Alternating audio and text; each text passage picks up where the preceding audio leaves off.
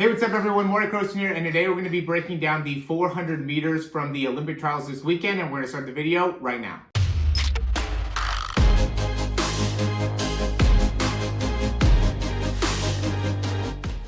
Okay, so these were the other big races from this weekend, both the women and the men's 400. At least from my perspective, obviously, there's some more longer distance stuff, but I'm a little bit more into the shorter distance and the sprinting stuff. So, I'm into the 100, 200, 400. So we're going to go into the 400 here. Big thing is Allyson Felix, obviously, going for her 5th U.S. Olympic team, which is just absolutely crazy, especially because it's 2021 now. So that means that is 21 years of being one of the best 400 meter sprinters in the world. Just unbelievable to be able to accomplish that. She is 35 years old right now. And so being able to go and actually, I'm going to spoil the ending a little bit here, actually make the team for the 5th time is, huge kudos to her and her accomplishment there, because that is definitely not an easy thing to do. But the big favorite here is right here with Quanera Hayes, and her ability to sprint is definitely, she's one of the top in the 400 meters right now, and definitely proved it here during the race. Big question was just going to be, was Allyson Felix going to be able to make the team, and could she actually hold off Quanera Harris? And from the beginning, she immediately got out very, very quickly, super long strides, was able to really build up a good lead on everybody here going into that first straightaway, which was interesting. I think it caught all of the women a little bit by surprise, and they all had to kind of get on their horses a little bit. I will say, looking at the breakdown here, the video here, it really just stands out with the 400 meter runners. There's just a little bit more movement up top. When you see the 100 meter runners, there's not as much rotation happening in the upper body, but with the 400 meter runners, even with Quanera Hayes here, she is creating a lot of rotation in her lower body and really ends up crossing over her legs a little bit too as she's running, which ends up making it so she just has a little bit more efficiency at the end of the run, right? So it just, depending on what race you're running, makes a big difference on where your steps should be and how you're going to be utilizing your lower body as well as your upper body. So now we're going into the curve.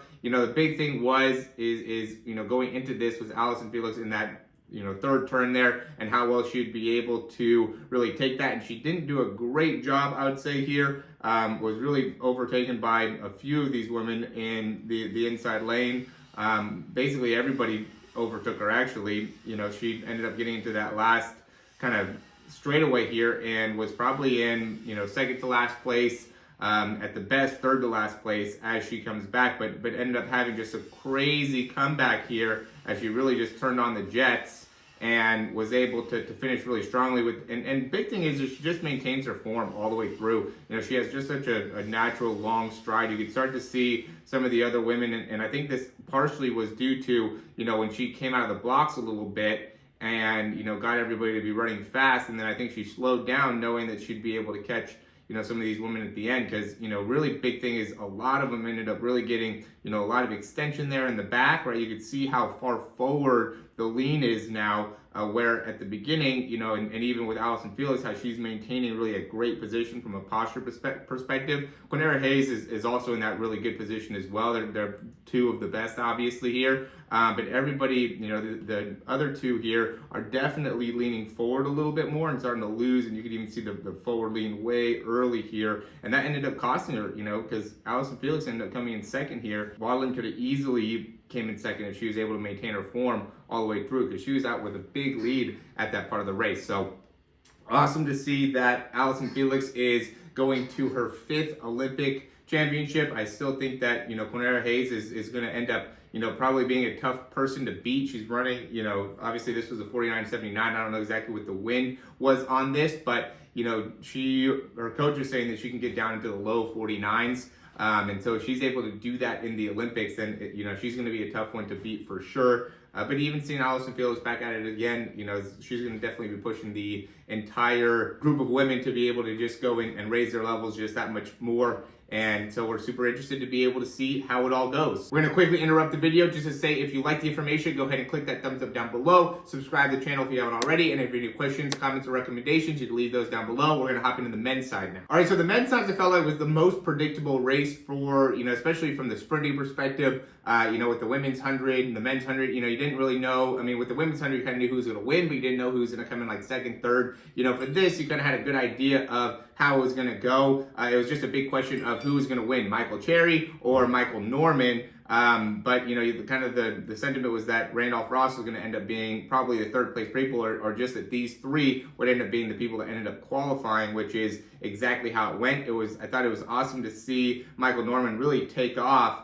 out of the blocks here. I mean, that was really where he probably won this race, is because he just got out of the blocks so fast and immediately caught Randolph Ross here, maybe 150 meters, and then was able to kind of continue to build off of that lead going into, this final turn. And again, control of the arm swing. And Elijah Godwin was another one that was definitely a question mark, and we'll see how he ends up running. But I would say anybody that's running the 400, the key thing is going to be on really being able to maximize the efficiency and potentially even utilizing a little bit more of the upper body, especially, as you're going through those turns. You want to be able to understand how to consistently keep a great arm swing and utilize the rotation that you're creating within the spine in order to make it so you could still create a good amount of distance on each one of your steps. I think a lot of people end up losing the distance per step because they're not utilizing the upper body properly in their sprinting technique. And so being able to understand how to connect with that is something that's super important, especially during those turns, and being able to hold on to,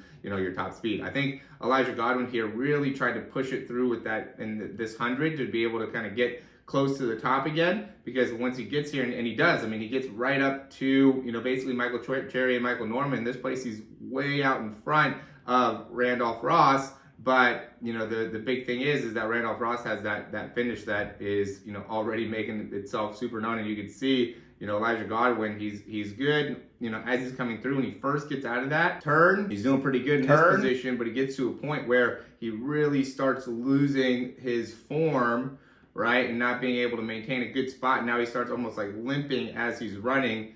And basically everybody else comes in and almost was able to pass him. So, Randolph Ross does a great job here coming in third. Michael Norman obviously is the big winner here, going in and coming in first place. I want to say Michael Cherry also kind of died out a little bit. We might try to chase Michael Norman a little bit too much, a little bit too early. Would like to see Michael Cherry be able to come stronger on at the end and not end up leaning so much forward. That ends up being, I think, the big thing with the 400 is that when you get to the end, you just can't lose your forward momentum. You want to still be able to land with your weight right in kind of the middle part of the foot. Once you start to really collapse forward as you're sprinting, it really becomes very difficult to be able to finish with a lot of strength here. And you can see Michael Norman's doing a great job with his landing pattern and where he's setting himself up, where you can see Michael Cherry's kind of leaning forward. And even Randolph Ross almost got to that point at the end, but he does a great job of just maintaining such a great finish by maintaining such a great posture as he's going through. So super excited to be able to see how all these guys end up doing. Randolph Ross is obviously going to be somebody that, in the future is going to be able to make a lot of noise, but really all three of these guys are